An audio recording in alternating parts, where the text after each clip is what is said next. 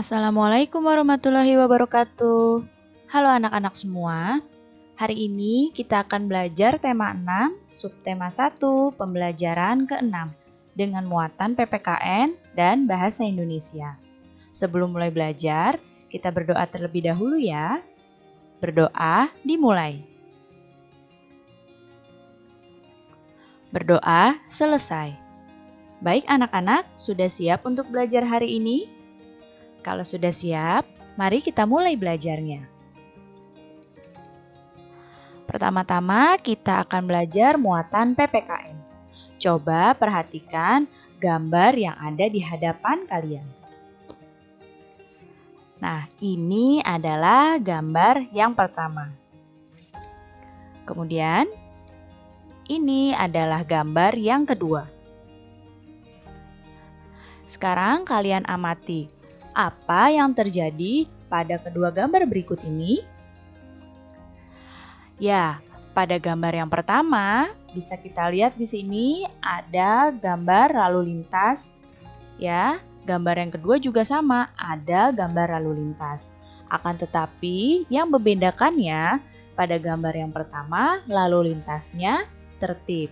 Pada gambar yang kedua lalu lintasnya tidak tertib.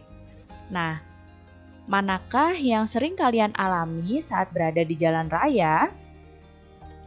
Ya, mungkin kalian pernah mengalami lalu lintas seperti gambar 1 yang tertib. Dan mungkin juga kalian pernah mengalami lalu lintas seperti gambar yang kedua.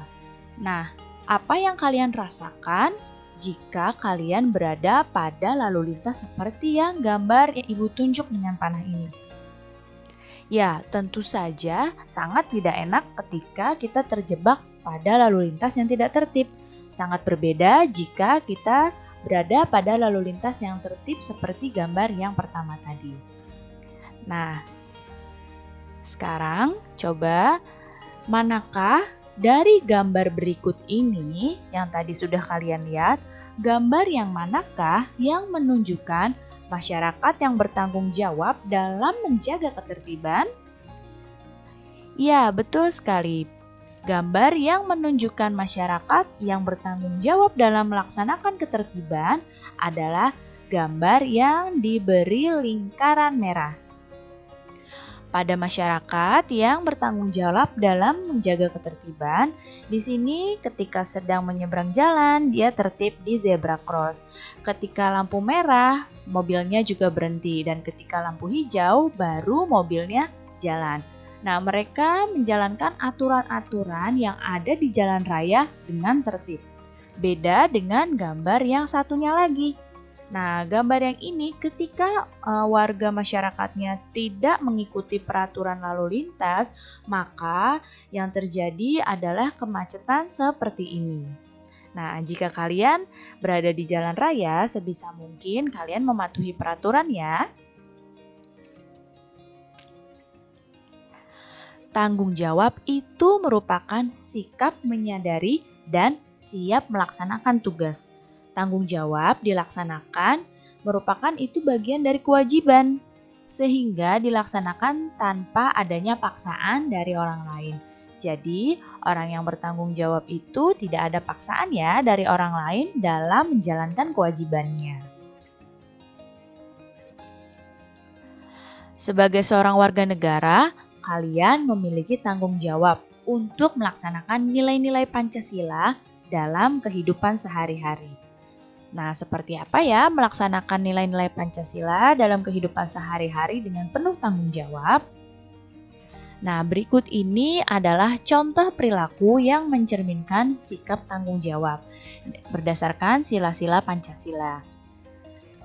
Nah, contoh untuk sila yang pertama adalah contoh sikap yang mencerminkan tanggung jawabnya, yaitu menjalankan ibadah sesuai dengan agama dan keyakinan yang dianut.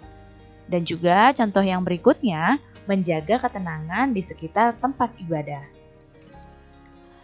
Contoh untuk sila yang kedua, perilaku tanggung jawab adalah tolong-menolong antar teman. Dan juga contoh berikutnya, menunjukkan rasa peduli terhadap sesama manusia. Contoh untuk sila yang ketiga adalah berteman tanpa membedakan, tanpa mempermasalahkan perbedaan suku, ras, dan agama. Kemudian contoh yang sila ketiga lagi adalah kalian menggunakan bahasa Indonesia yang baik dan benar dalam kehidupan sehari-hari. Sila yang keempat, contohnya adalah mengutamakan musyawarah mufakat dalam pengambilan keputusan. Kemudian, mendengarkan pendapat teman ketika temannya sedang berbicara, kita dengarkan dulu pendapatnya. Dan contoh sila yang kelima adalah menaati peraturan sekolah yang menjamin rasa keadilan di sekolah. Jadi, ini adalah beberapa contoh perilaku yang mencerminkan sikap tanggung jawab dalam kehidupan sehari-hari. Jika kalian mampu melaksanakannya sesuai dengan sila-sila Pancasila ini, maka kalian termasuk anak yang hebat. Nah, bagaimana ya caranya agar dapat menjadi orang yang bertanggung jawab? Nah, diperhatikan. Caranya adalah kalian yang pertama harus memahami tugas dan kewajiban diri kalian sendiri.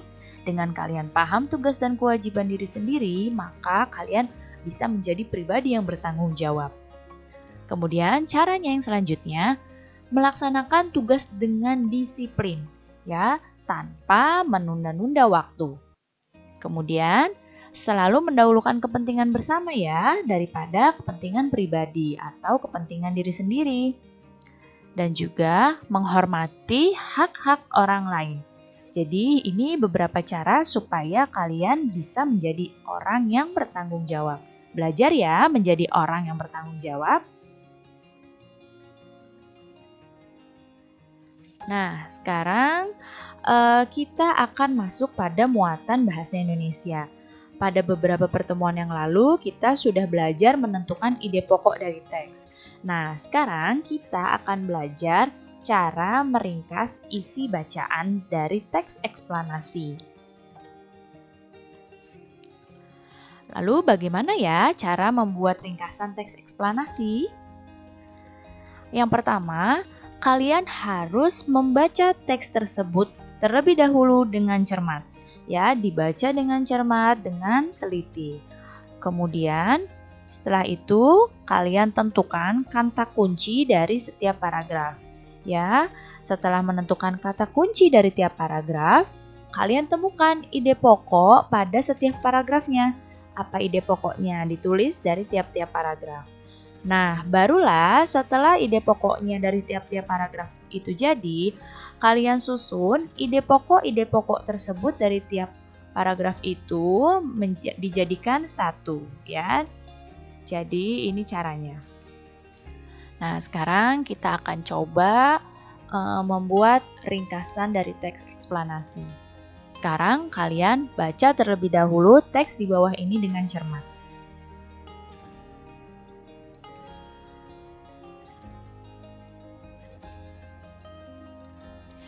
Ya, sekarang kita akan menentukan pertama kata kunci dari paragraf 1. Apa ya kata kunci dari paragraf 1? Ya, kata kuncinya adalah tanggung jawab dan juga warga negara. Sekarang kita akan tentukan ide pokok dari paragraf ke-1.